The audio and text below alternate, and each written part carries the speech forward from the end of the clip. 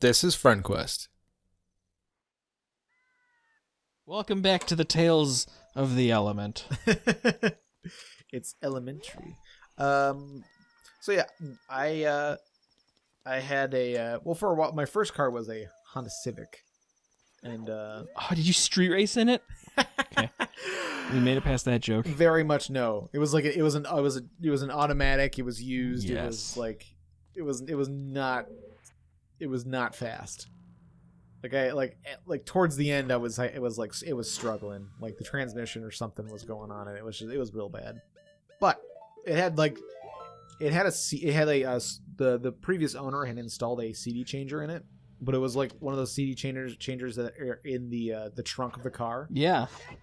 It was like a 30 disc changer. Oh fuck yeah. And the same way I'm not into cars. I was never really into music, so like I never owned a lot of CDs. Like the most I had was like I would burn a bunch of songs onto discs like through Napster, but they were like Weird Al songs or just like a few songs that I would like hear on the radio. I'd look them up and download them or something, and like so like nothing crazy. Sure. But anyway, once that car died, got myself a nice used Honda Element because I thought it was the coolest thing ever. Like the color was perfect because I got the Galapagos green color. I think it was a 2004 model. My eyes hurt thinking about Oh my that god, thing. it was so like I called it the turtle because it looked like a big box turtle. Okay. And I have a bunch of little like turtle figurines and plushes that I would have on the dashboard. Of course. I was one of those guys. But no, man, I love this thing. It was awesome. I feel like if I ever have like a really like if I'm ever in a need in a, like because like Skylar doesn't have a car. We just drive my car. Yeah. But I feel like when she needs a car, what I'm gonna do is I might get myself a Honda Element again and let her use my current car. Yeah. Get myself a nice used Honda Element because they're not in production anymore. You said a couple words there that didn't go together very well. What? Nice and used, and then Honda Element. Those three things don't align. Well, the nice part is the Honda Element part. Whatever, man. Speak for yourself. I had one of those cars that was like totally. I mean, to me, it was like the coolest thing on earth. Mm-hmm. But it was a '98 Subaru Outback, which translates to a green rusty station wagon. But it was my little all-wheel drive Subaru that you could not keep down. Freaking. We had like. This is that car, the 20-year one, or like the one you had for a really long time. Yeah, I had it for like 10 years. It just killed all these women. I'm so sorry. Lady killer.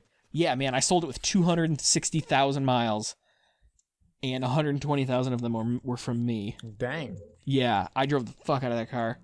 And she just kept going, man. Like, it just didn't matter.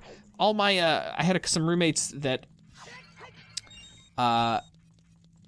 there was a big nasty blizzard. Do you remember that one winter when it got, like, it was like probably 5 years ago, and there was the one day when it got to like 40 below? Like with the wind chill and everything? Yeah. I feel like it was in the past like 3 to 5 years or something like that. Yeah, there was like a really, really nasty cold.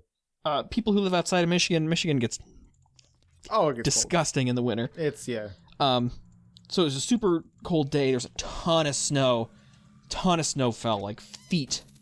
So my roommates shoveled all the snow in the driveway onto and around my car. Like buried it in. Bunch of jerks. So I looked at it and laughed. I just like found the handle for my door, opened it up and knocked all the snow out of the way, and just started my car and then just drove it forward over this like mountain of snow they put around me, and I just rolled right through it. And I said, nice try, guys. Nice try. Better luck next time. You can't keep down Patches. That was its name. Patches. The Element, surprisingly, like it did pretty well in like snow and stuff like that. Like I never had any major issues with control in it. You know, like it handled well. I mean, like, and like it just had all that room. Like there was a point when like I was like I had moved a couple times in a short span. Yeah. And like I could fit basically my entire life inside that car. Now, mind you, back then I didn't have much to my name. Yeah. But like I could fit my bed, like I could because like I could take apart my bed and have the mattress in there and like all of my my TV and all of my stuff. I only needed to take one trip to like move the bulk of my things. Pretty handy, because like you would lay the seats back so like the back seats, they would lay flat, and then you would fold them up like sideways and like strap them to like you'd hook them onto like the handles. Oh, that's pretty cool. So like they would go back and then off to the side, and so you would have like the whole open back area, which was also really good for camping. Oh yeah, I believe it.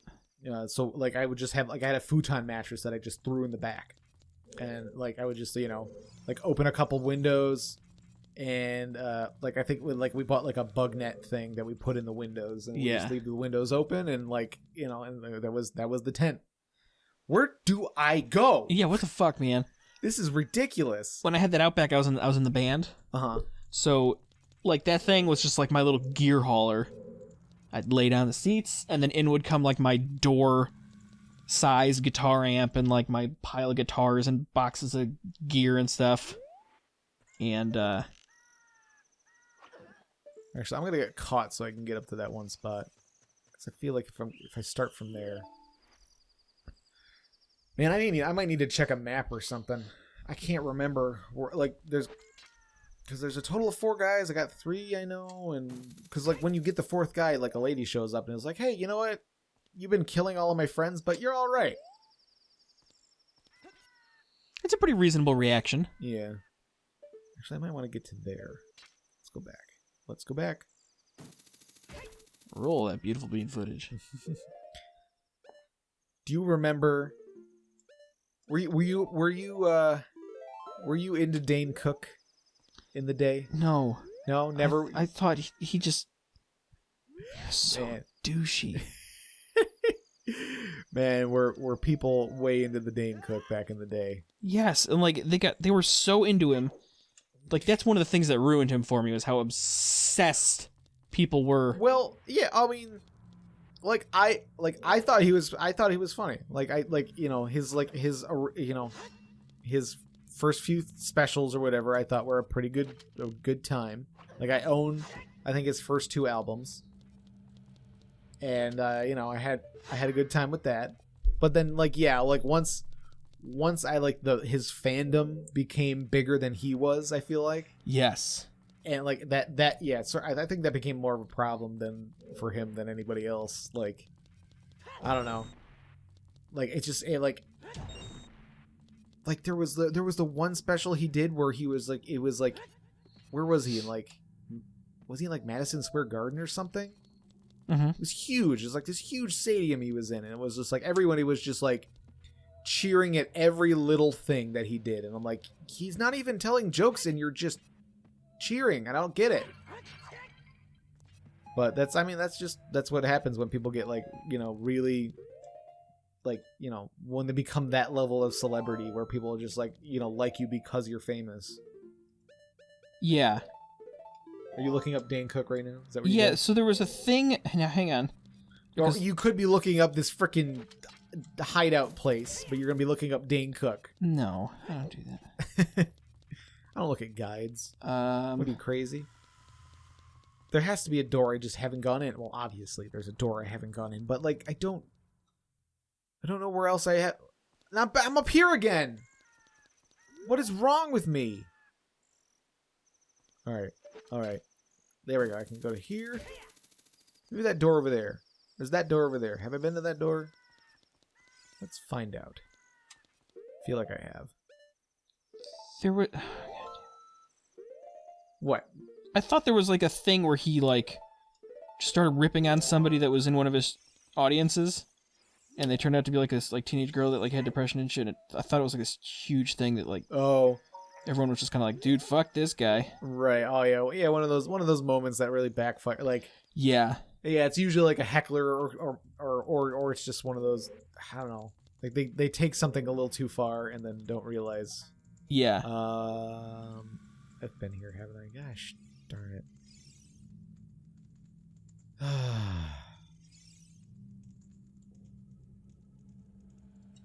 Is there something with the lens of truth here?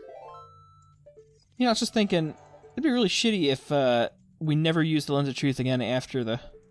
No, like, you definitely use the lens of truth at some point, I think. I know there's a thing you do in the desert that involves the lens of truth. I don't know if it's mandatory. I feel like it is. I feel like you get... Do you get gauntlets, or do you get... I don't know. There's like a ghost in the desert that you have to follow. And you only can follow it by using the lens of truth. I just need to... And what is Navi doing? Do you remember the names of the guys? What guys? The carpenters. Oh, no. Did you... If I read them to you, would you recognize them? Only the Subaru one. Okay. So... Okay, first one can be found dropping to the ground level from the escape window and immediately going to the building on the left. Yeah, we did that. I feel like I've done that one, yeah. Going here.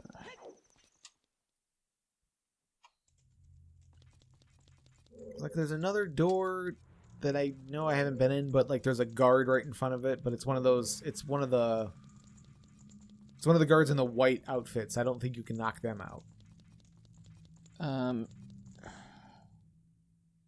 Head up the ramp on the south side of the fortress, walking around the Gerudo in white, knock out the guard on the ledge above the white-clad thief, and go through a door that the guard was pacing in front of. Yeah, that's the one. That's the story here. Okay. Yeah, I've already been in there. Oh boy, oh boy. Yeah, but yeah, just hang with us for a second here, people. We'll figure this out. Continue into the next passage and through the door leading outside. Go through the nearby doorway, knock out the 2 guards, walk up the stairs on the opposite side. You've done that, right? Yeah, I think so. Yeah, the 2 guards in the room with like the kitchen. It was like the kitchen or something. Okay. I think that's what it's referring to. Walk up the stairs on the opposite side of that room. When you're back outside, drop down onto the ledge to the north. I feel like maybe I've done that. Oh yeah, that's how we get to Subaru. Okay, yeah, we've saved Subaru. Okay, drop down onto the ledge to the west and go through the door on your right from Subaru. Exit the same way you came into Subaru. Drop down onto the ledge to the west and go through the door on the right. Okay, so he might be... All right, I think that gives me an idea of like the general vicinity of where the last one is. Boy, sure hope so. I sure do hope that is the case, as I don't think this is good TV right here. But hey, thanks for sticking with us, though. For those of you that are doing that, you guys deserve a medal. Oh yeah, just being here for us, being real pals, she's the best. Being a couple, yeah, only 2 of you, a couple pals. I could cry. Oh, I didn't think I hit her. Got 2, and then the ramp. There's this thing.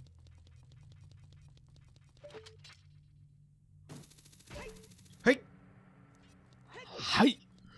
Hey! I think this just brings me up to the, like above the cell again. The perfect cell. Yep. Hate everything. Well, all right. all right. Shut up, Navi. I don't have that song yet. Dumb bitch. Oh, I thought, okay. Dang it. Here? Try it.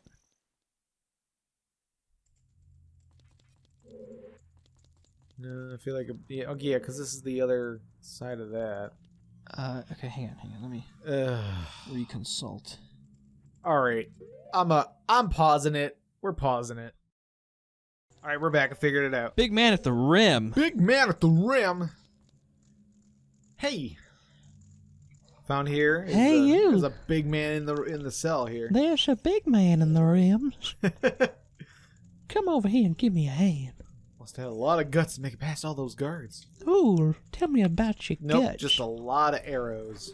I'm a friendly carpenter. And I think I might remember where this is in case I get killed by the guard. I think I can figure it out again. Watch out. Big man. Oh. What a piece of shit. Watch out there, strong fella. Oh. She's got swords.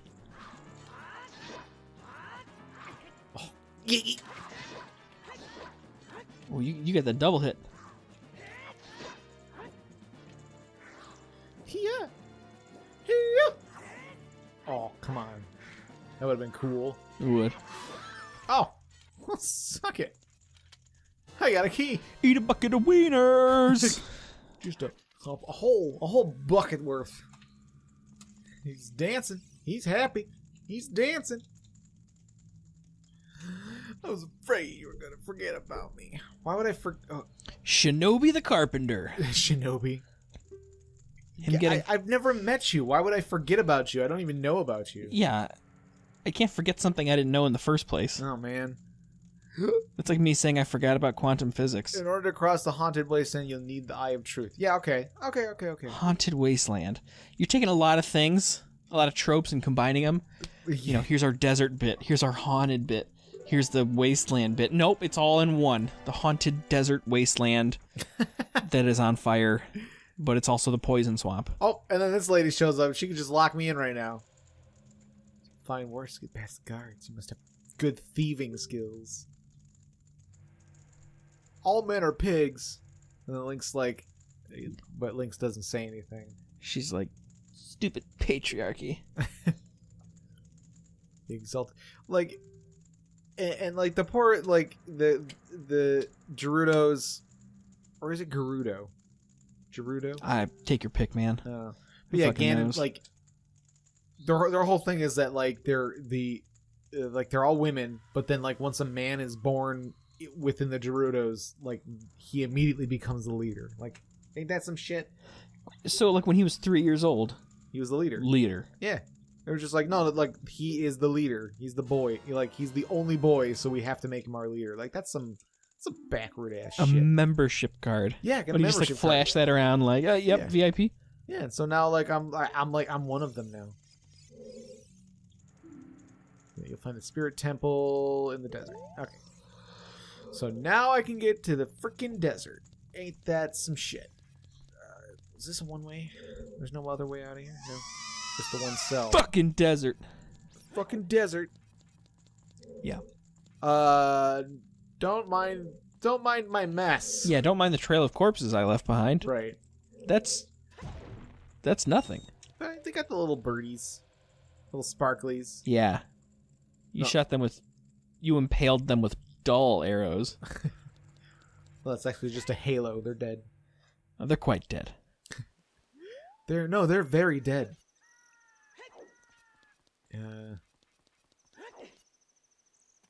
There is another thing I can do here. There's actually a couple things I can do here. But, screw it. We'll just head to the desert. Yeah, can we please get out of this godforsaken place? This goddamn every labyrinth. Zelda's got to have their, like, stupid, or at least the 3D ones have to have their stupid, like, stealth mission bull crap, you know. Yeah, the one in Breath of the Wild was pretty frustrating too. Was there a stealth mission in Breath of the Wild? Yeah. You had to go through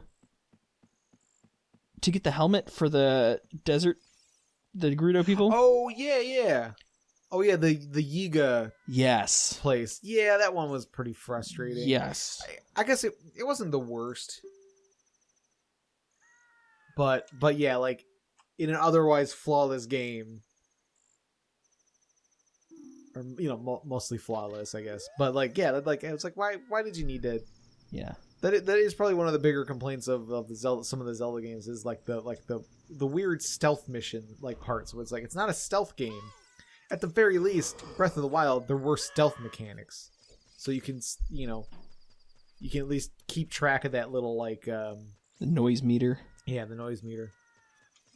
Oh man, it's the haunted wasteland. Ooh.